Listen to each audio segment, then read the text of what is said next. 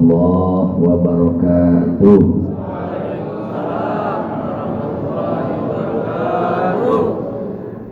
Enggak apa-apa, ibu-ibu dibuka aja satirnya. Dulu waktu ngaji sama Kiai Nasir, demi sampainya ilmu kadang-kadang nazar ila syekh dibutuhkan. Jadi tidak apa-apa bila penutupnya dibuka. Saya ulangi, assalamualaikum warahmatullahi wabarakatuh.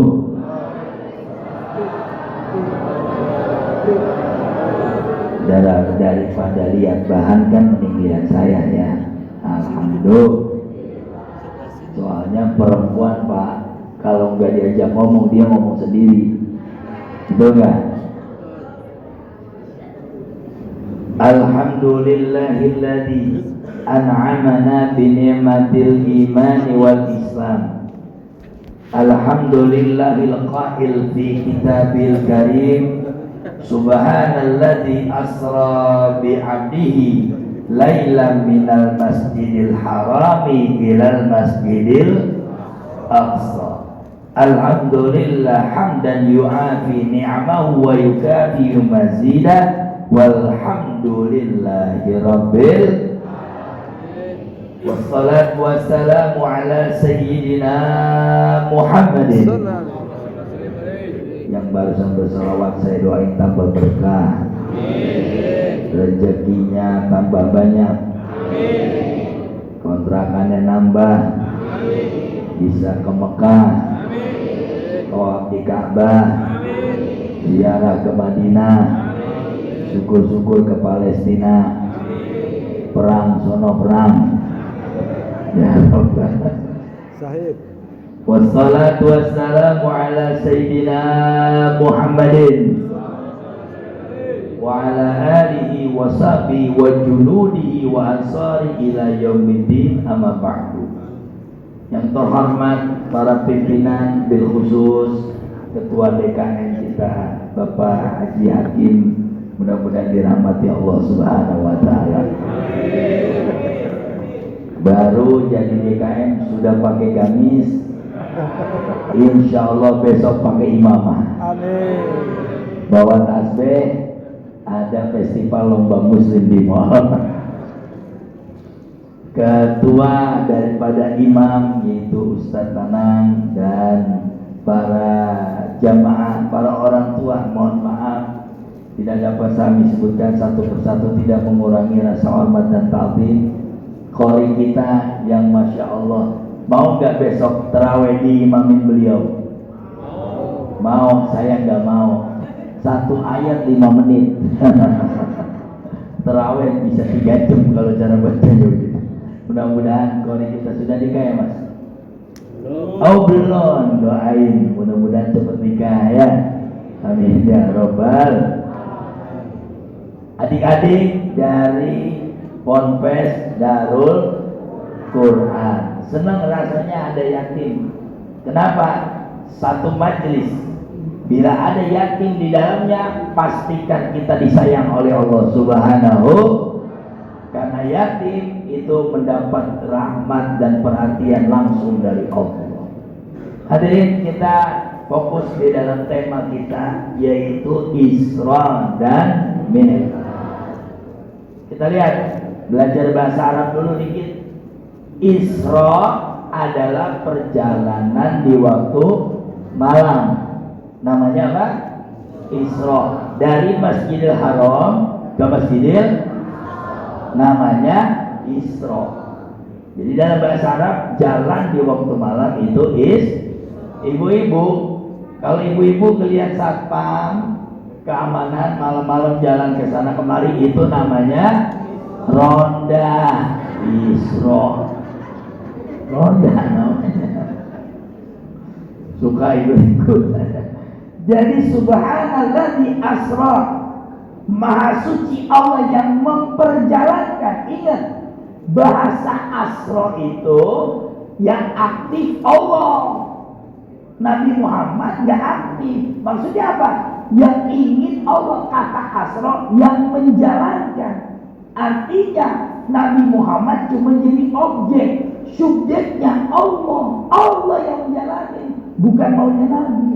Makanya kalau Allah yang ngejalanin, apa juga beres, pakai iman. Nabi Isa, bapaknya nggak ada, emaknya ada, jadi nggak? Kun, fayakun. Nabi Isa, bapaknya nggak ada, emaknya ada, kun, fayakun. Lebih dahsyat lagi Nabi Adam, bapaknya kagak, emaknya kagak, kun. Nah, banyak perempuan di daerah Jakarta Timur sini yang pengen ngalahin Siti Maryam. Bapaknya kagak ada, perempuannya banyak anaknya. Na'udzubillah ini. Jadi perjalanan Isra Mi'raj perjalanan iman, nggak bisa pakai otak. Otak manusia. Ketika dulu Nabi Muhammad 14 abad yang lalu, sekarang teleportasi paling hebat cuman pesawat NASA X-43. Pesawat yang kecepatannya 11.840 km per jam. Bila dikonversikan menjadi menit, 1 menit pesawat itu tembus 190 kilo. Jadi dari sini kurang lebih Subang 1 menit. Dulu itu mustahil, sekarang bisa diciptakan hampir. Tapi Nabi Muhammad kecepatannya adalah kecepatan cahaya yang tembus 135 juta kilometer per detik.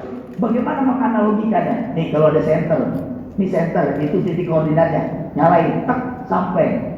Begitulah buruk kendaraan Nabi Muhammad, 135 juta kilometer per detik kecepatan cahaya. Kalau ibu-ibu naik buruk dari Masjidil Aqsa, Masjidil Haram ke Masjidil Aqsa, itu buruknya udah nyampe, keriputnya masih ketinggalan.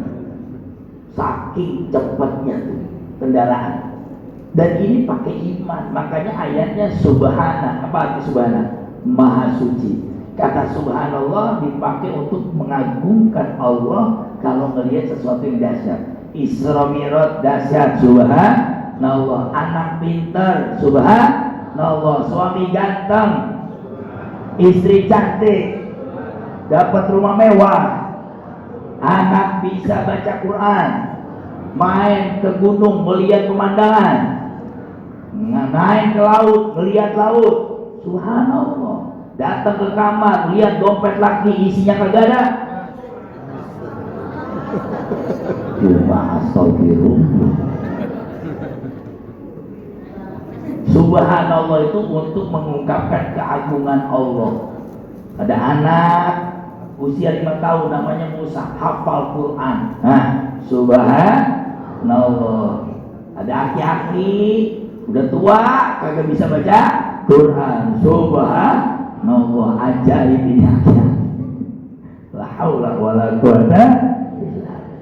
Makanya pakai subhanallah. Ya zikir. Subhanallah walhamdulillah wa la ilaha illallah. Subhanallah walhamdulillah wa la ilaha illallah. Kata subhanallah untuk sesuatu yang takjub. Kalau subhanallah dipakai kepada sesuatu yang takjub, maka sesuatu yang menakutkan, kebakaran glodok itu bukan sekedar astagfirullah, na'udzubillah min, itu bukan kebakaran, itu orang dibakar, apinya dari bawah, yang di atas lagi pada joget. La haula wala quwata. Mata kepala kita menyaksikan bagaimana orang dipanggang oleh Allah. Dan ini adalah pemandangan Nabi Muhammad ketika jalan ke arah neraka. Nanti pada episode selanjutnya setelah pesan-pesan berikut ini. Selanjutnya.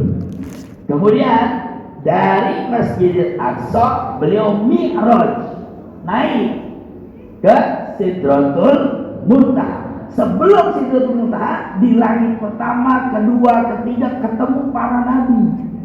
Makanya perjalanan Isra Mi'raj adalah perjalanan 3 alam.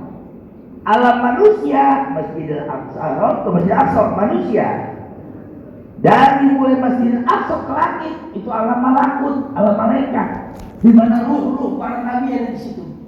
Nah, nanti dari Siratul Muntaha ila Rafiqil A'la sampai aras itu namanya alam lahud, alam ilahi, di mana Jibril yang tembus. Pasukan pengawal sampai di sini saja. Sisanya Nabi Muhammad sendirian. Dan Nabi Muhammad berangkat Isra Mi'raj dengan sendal tepleknya, dengan gamis jeleknya, nggak pakai protektor. Itulah mukjizat Nabi Muhammad. Kita tiba berangkat ke Grogol aja, helm, betul nggak? Jaket, protektor anti, masuk angin. Tambah lagi ini sepatu, tambah protektor. Nabi Muhammad dengan gamis dan pakaian seadanya. Dalam riwayat ulama sepakat kalau begitu sendal Nabi Muhammad bisa jadi lebih mulia dari kepala kita. Kenapa? Sendal Nabi Muhammad telah Mi'raj, kepala kita nggak pernah mau sujud. Alhamdulillah ini betul nggak?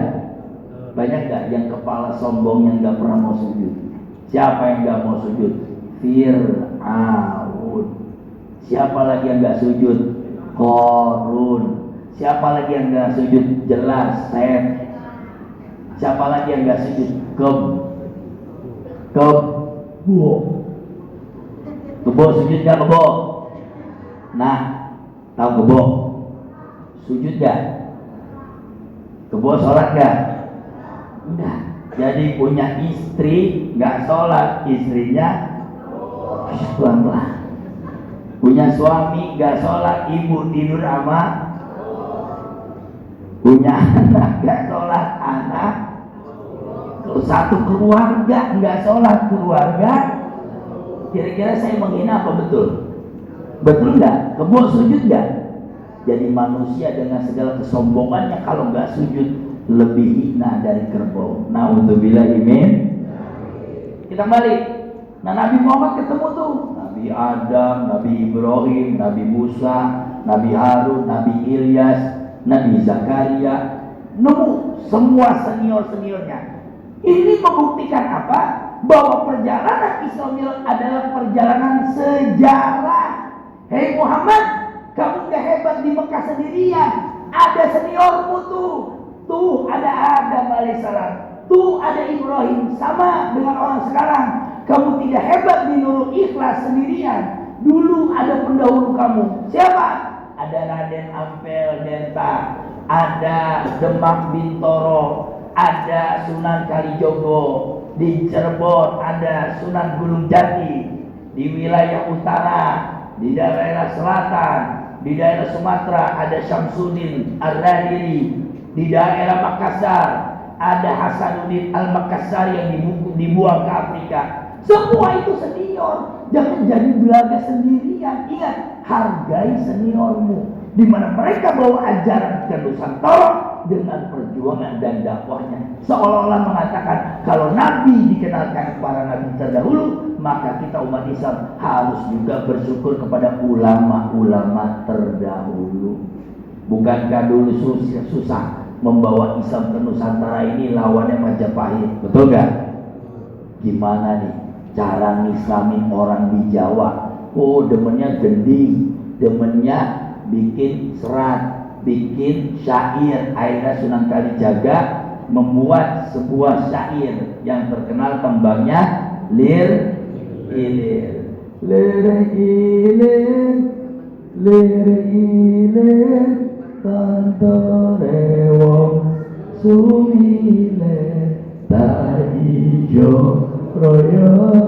Masuk semua tuh, pengen ikut Sunan. Oh, mau ikut ke dalam? Iya. Baca Ajiman Kalimatus Sodo, Sakti Mandraguna. Apa itu Ajiman Kalimatus Sodo? Ikut sini. Asyhadu alla ilaha illallah wa asyhadu anna Muhammadar Rasul. Orang dulu masuk Islam, sadar gak sadar.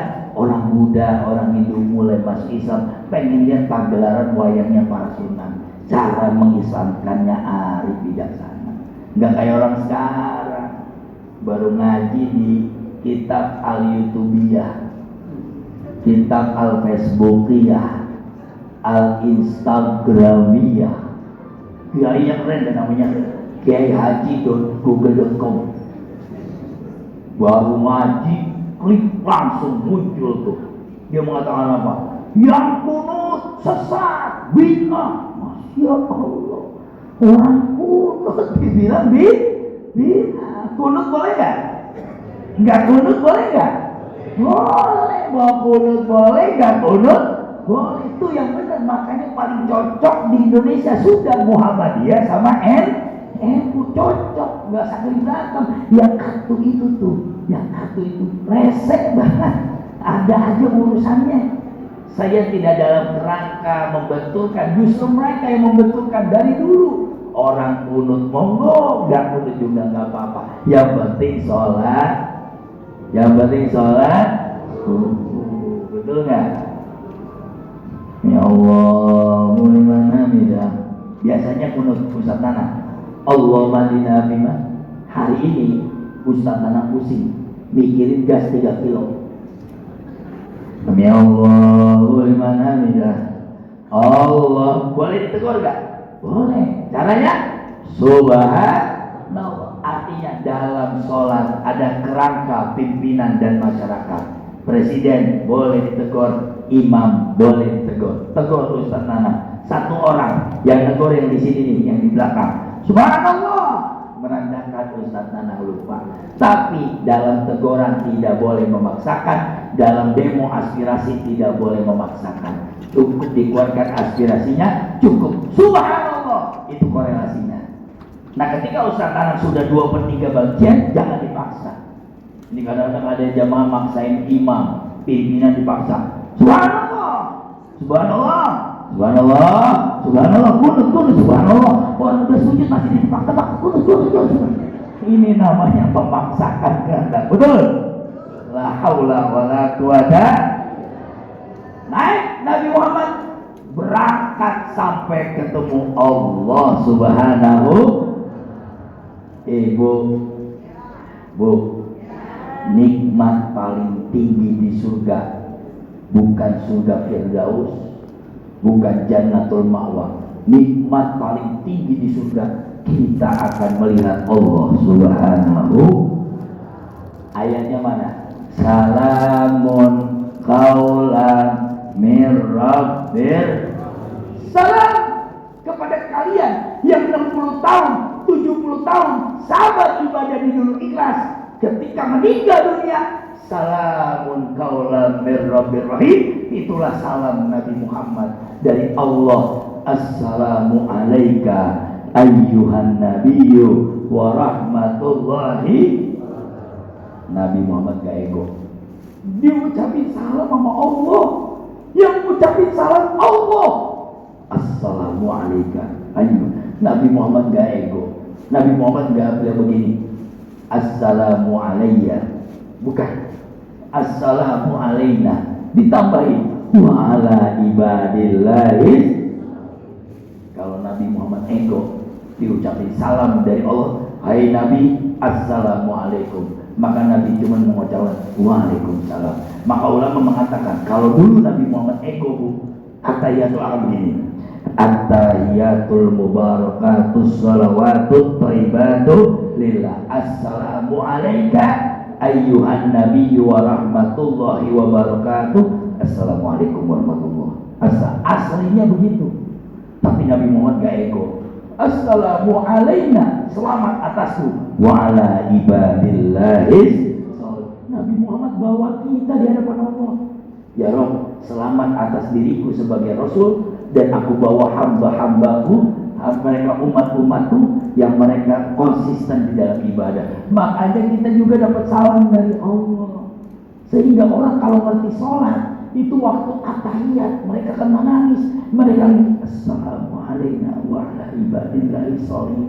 Kami adalah hamba yang banyak dosa, mendapatkan salam dari Nabi Muhammad. Subhanallah. Cuma kita kadang-kadang nilai sholatnya cuma digerakkan at-tahiyat, bukan sebetul daripada akhir gerakan sholat, tapi ribet masalah ininya. Betul nggak?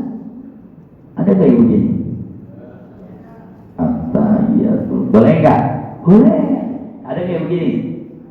Ada yang turun dikit? Ada yang cicak begini, ada yang begini. Persija, asyhadu Allah, Jack. Persib, asyhadu Allah. Ini yang benar yang mana nih? Jadi semuanya boleh, semuanya boleh. Karena orang buntu gak bisa begitu, betul nggak? Nah sekarang kalau dia nggak punya jari, hei, nunjuk, ada buntu ini. Gimana nunjuk? Jadi kita repot di gerakan sholat, kita repot ngurusin kelingking orang, kita lupa ketika kita berdiri, kita disaksikan oleh Allah. Semestinya Allahu Akbar, bini halal, makanan halal, takbiratul ihram adalah takbir mengharamkan, dunia haram, nggak boleh ada urusan dunia. Makanya isyarat di dalam sholat batal. Allahu Akbar, lewatinya. Aku arisan dulu ya. Batal.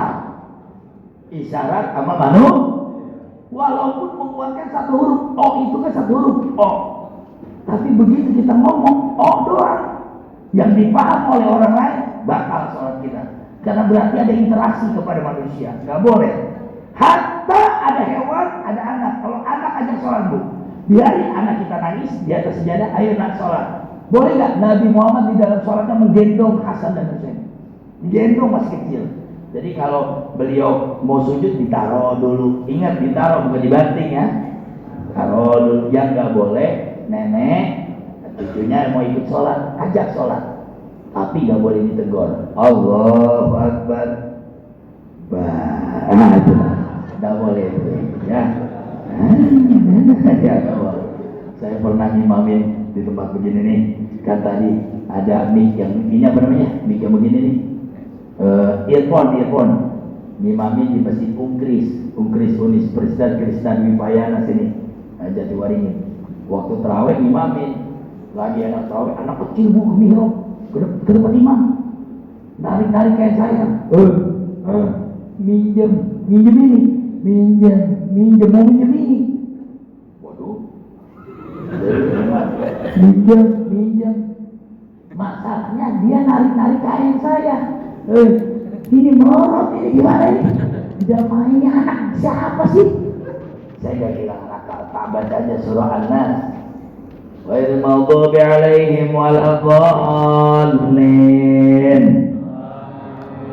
Bismillahirrahmanirrahim. Qul a'udzu birabbin nas, malikin nas. Dia mulai takut. Ilahin nas, min syarril waswas. Kentak aja pakai anas ya. Habis nggak boleh, kita nggak boleh melarang anak. Anak kecil ikut sholat wajib. Nabi Muhammad pernah sujud lama banget. Sampai Mu'adz bin Jabal, mohon maaf, beliau riwayat beliau, saya melirik. Ini Nabi Muhammad 3. Apa beliau meninggal dunia lagi sujud? Atau dia terima wahyu, atau doanya terlalu lama. Ternyata begitu sujud selesai, salam, ditanya, ya Rasulullah, la'alla annaka yamut, kami kira kau meninggal lama. Au yudriku Jibril, atau kau mendapati Jibril. Sujudnya apa? La ya Mu'adz, kata Nabi, enggak, saya enggak dapat wahyu, terus saya enggak doa lama, terus kenapa? Di pundak saya ada Hasan dan Husain. Lagi sujud, Hasan naik ke pundak kakeknya. Aku biarkan sampai dia selesai, sehingga sujud Nabi Muhammad lama, sampai sahabat menyangka Nabi Muhammad meninggal karena sujudnya lama. Ternyata ada Hasan dan Husain. Berarti anak kecil dilibatkan di dalam sholat, bukan diomelin. Baru masuk udah melotot. Anak mana? Ampun, akhirnya dia ke gereja. Daripada ke masjid mendingan ke gereja. Di gereja menyanyi, di sini galak-galak orangnya. Tapi ada aturan. Itu saya pernah tayang di TV karena memang ada pertanyaan. Apabila anak kecil ikut, maka harus ada dampingan orang tua. Kalau anak kecilnya nggak bisa dibilangin, jangan baru. Itu akan merusak jamaah. Kesian hati-hati. Begitu mau sujud apa ruku, Allah lewat. lari tuh bocah. Bikin laki-laki tuyul. Bagus nggak dikejar otaknya dia. Jadi kadang-kadang ini anak-anak bukan mengganggu sholat, memang waktunya dia bercanda, tapi ada di masjid. Unik ya, anak disuruh ke masjid, masjid sana kamu. Bapaknya, Pak, aku berangkat berangkat ke Nurul Ikhlas sana maghrib. Udah deh berangkat. Bapak ngapain? Ngopi. Ngapain nyuci mobil? Nggak connect.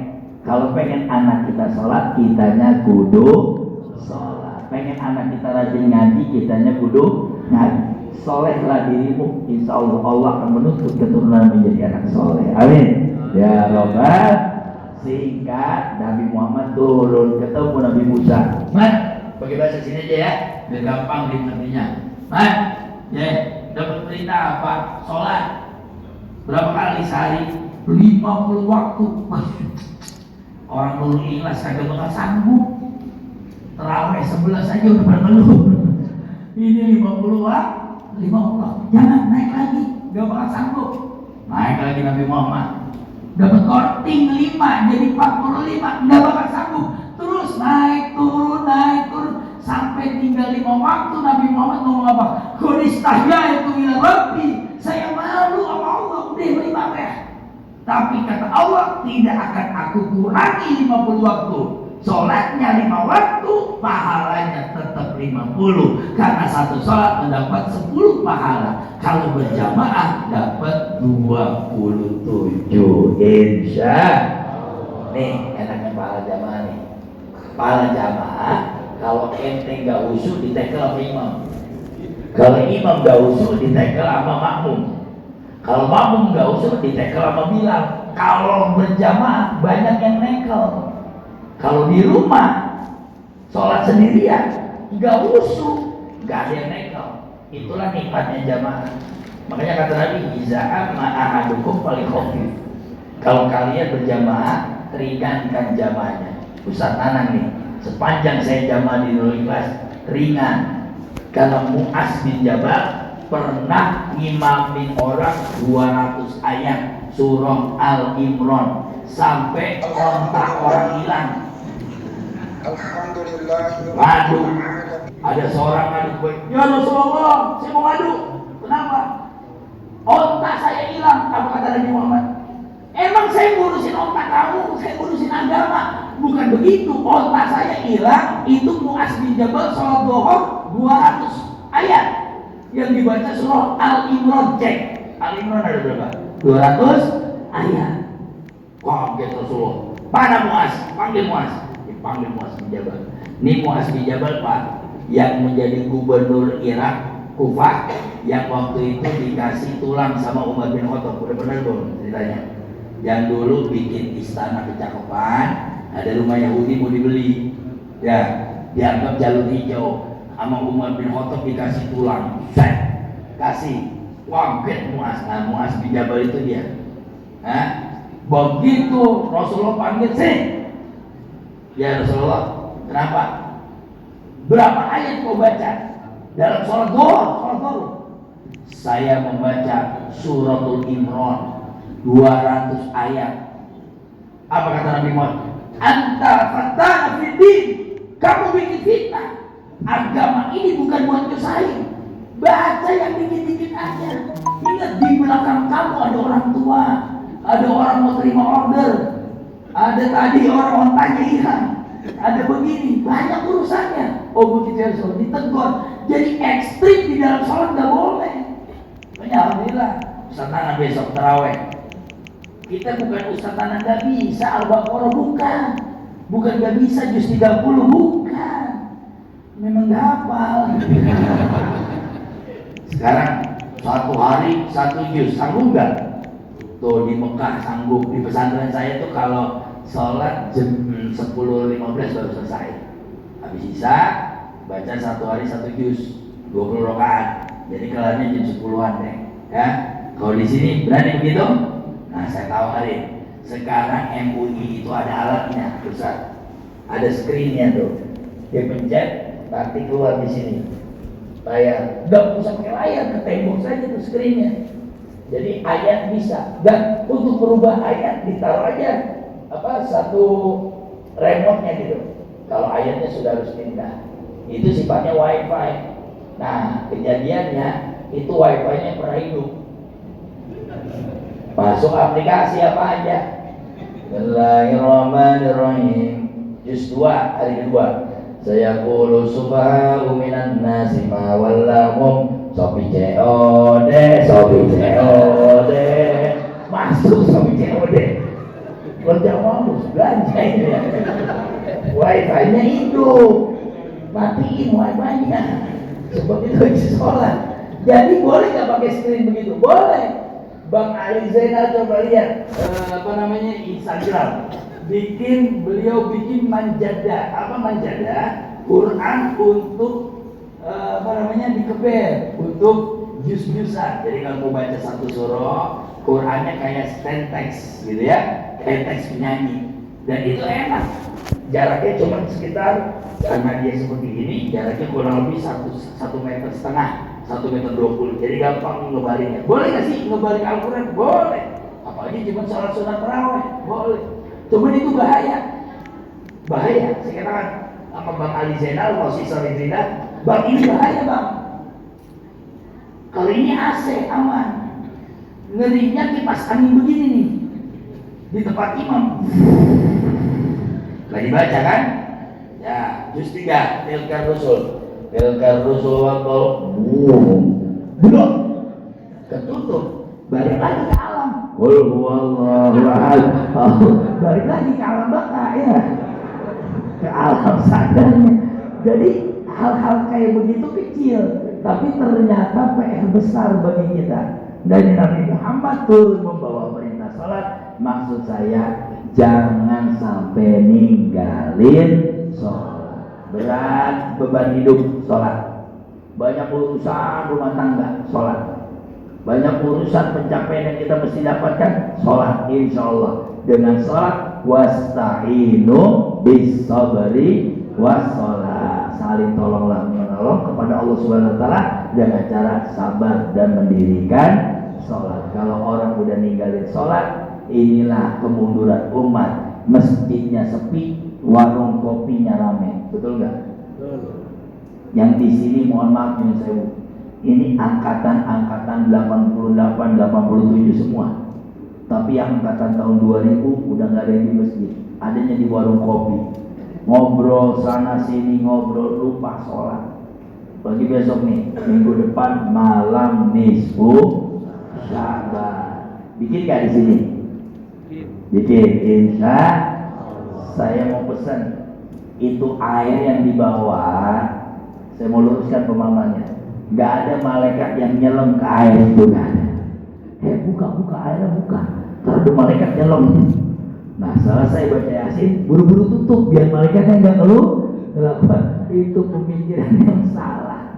Jadi malam nisfu Sya'ban, malam diangkatnya amal kita setahun. Dan Nabi bilang malam nisfu Sya'ban adalah audit general. Allah mengangkat dosa 1 tahun dan pahala 1 tahun di malam nisfu Sya'ban. Dan Nabi senang kalau diangkatnya amal, beliau lagi puasa. Kebetulan qadarullah malamnya nisfu Sya'ban, siangnya hari Kamis. Bagus gak dong? Jadi puasa dulu hari Kamis, malamnya nisfu Sya'ban. Ada amalan apa nih nisfu Sya'ban? Baca Yasin 3 kali. Boleh 5 kali nggak? Boleh 10 kali nggak? Tidak ada larangan baca Yasin diulang-ulang. Tidak ada larangan. Mau baca Yasin bagus, baca Quran bagus. Yang penting menghidupkan malam nisfu. Ini nisfu Sya'bannya kagak, media sosialnya iya. Yang unik sekarang baca Yasin kagak, bawa air 2 galon, taruh, duduk di belakang, WA deh. Orang sekarang benar-benar dah. Pagi WA, siang, sore, malam, bangun tidur, mau mandi, habis mandi, lama-lama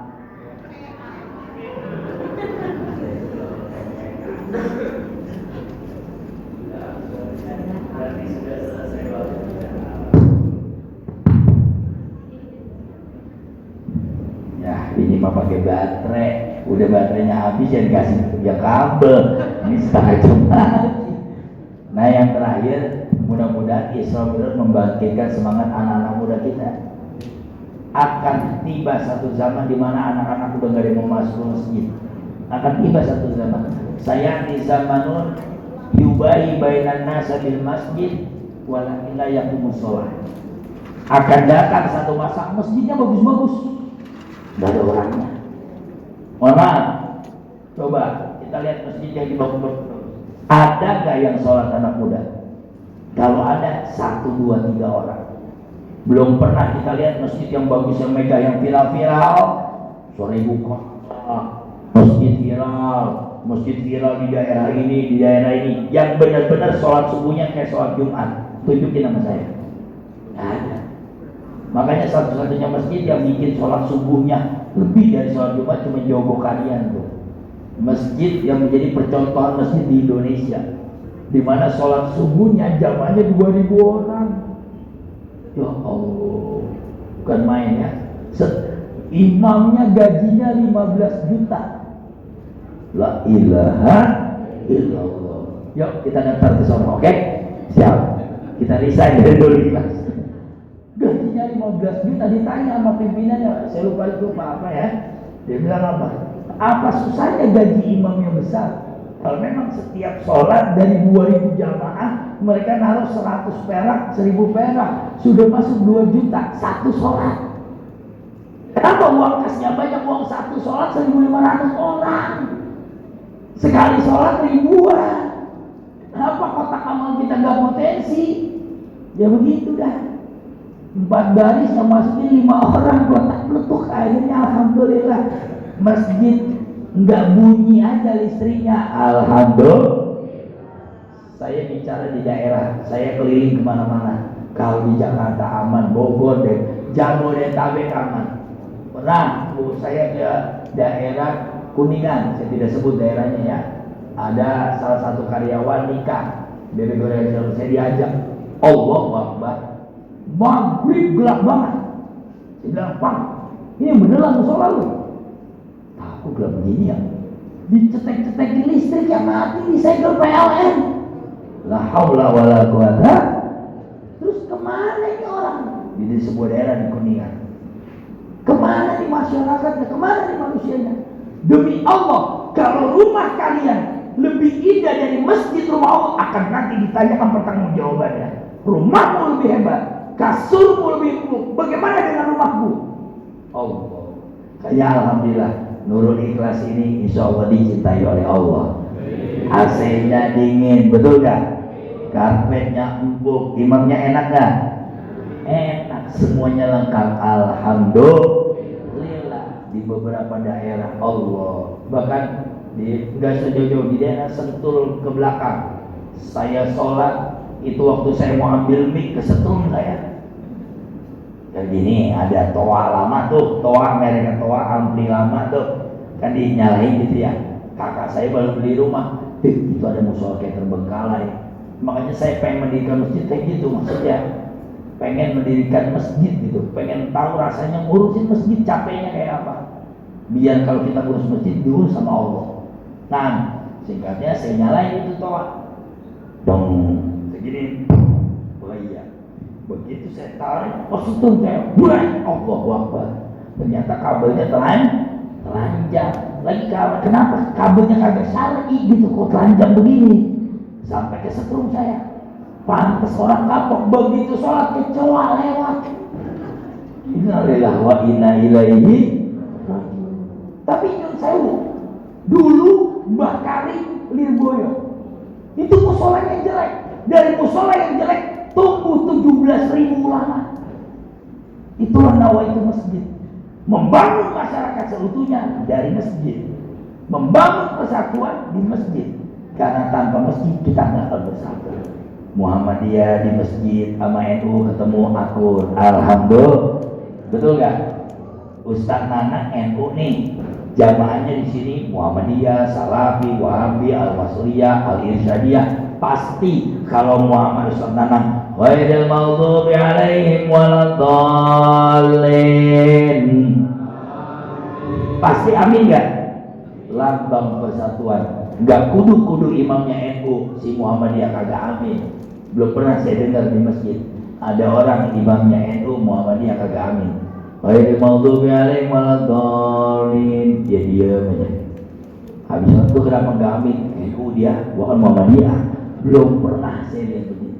Jadi lambang persatuan di masjid, lambang keutuhan masyarakat di masjid, dan sekalipun begitu masjid harus punya karakter. Insya Al-Fatihah.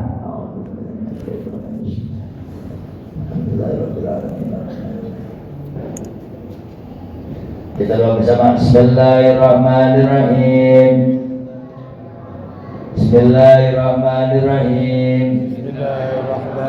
Rabbi ja'alni muqimas shalah wa min zurriyyati Rabbana wa taqabbal du'a.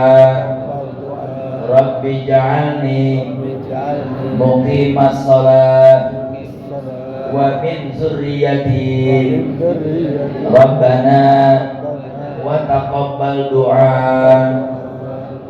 Rabbi ja'alni muqimas shalah wa min dzurriyyati Rabbana wa taqabbal du'a.